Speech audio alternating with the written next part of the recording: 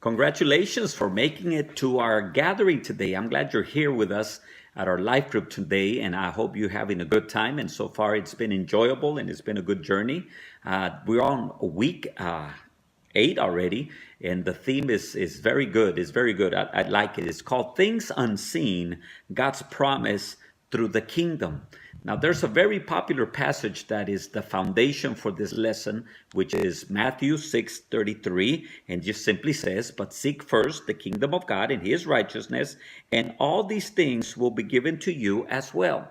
I hope you're agreeing with me today that there's a sense of kingdom when we talk about the things of God, and there's a sense of king when we talk about the things of God, and there's also the concept of we belong to that kingdom. So we make a promise, and my promise is this: I will seek first God's kingdom.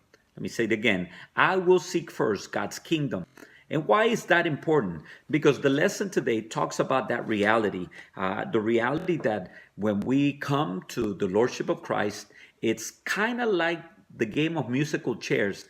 Did you ever play the game of musical chairs?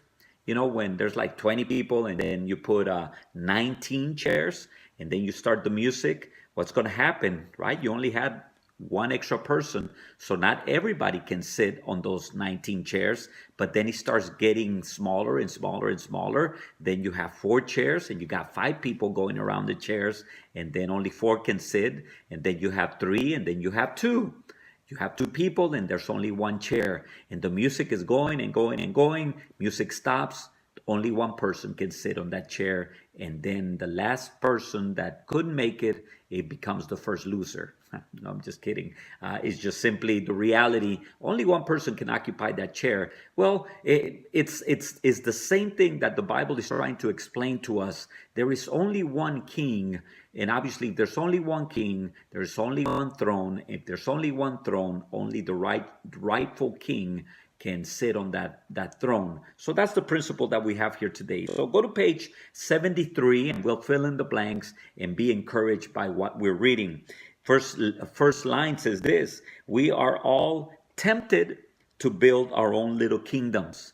Wouldn't it be awesome? And some people do that. Some people cheat in the game of musical chairs. They'll pull a chair from somewhere else and they'll sit on it, trying to say, "Hey, I'm not out of the game." We can all be tempted, but we cannot take over God's throne. He is king first, but then he blesses us when we allow him his rightful place.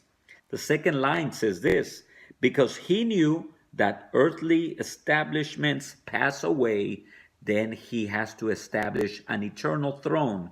And that's the principle.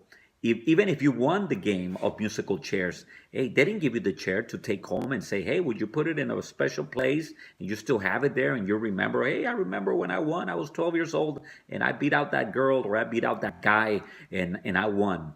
You know, the idea here is that he knew that things of this earth will pass away. That's why he needed to establish his rightful place so that everything else, whether it's spiritual or material, even now, I can enjoy because he already won the victory on my behalf because his kingdom came.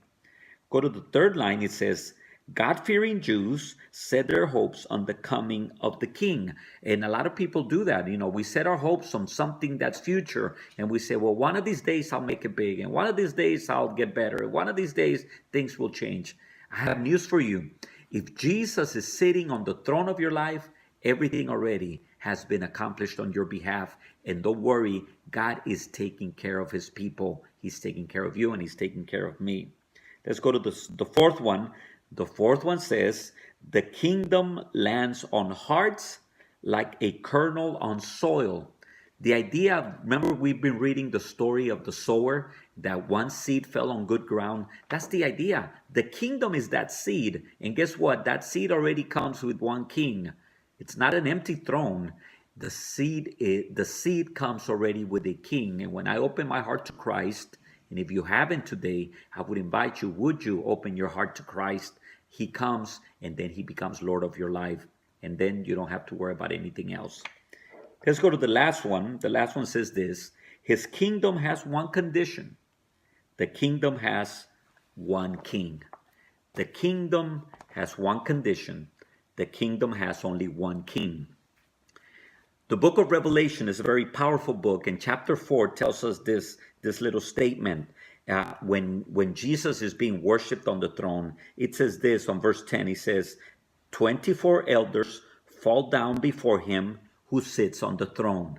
In other words, it doesn't matter where you are, whether here or on earth, you must understand he is the one sitting on the throne. But the good thing on this is that they don't care, because they tell him, you are worthy to receive glory and honor and power, for you created all things, and by your will they were created and have their being.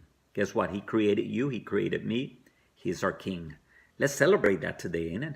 His kingdom has come, so you're part of something awesome. You belong to him. God bless you as you continue your time together.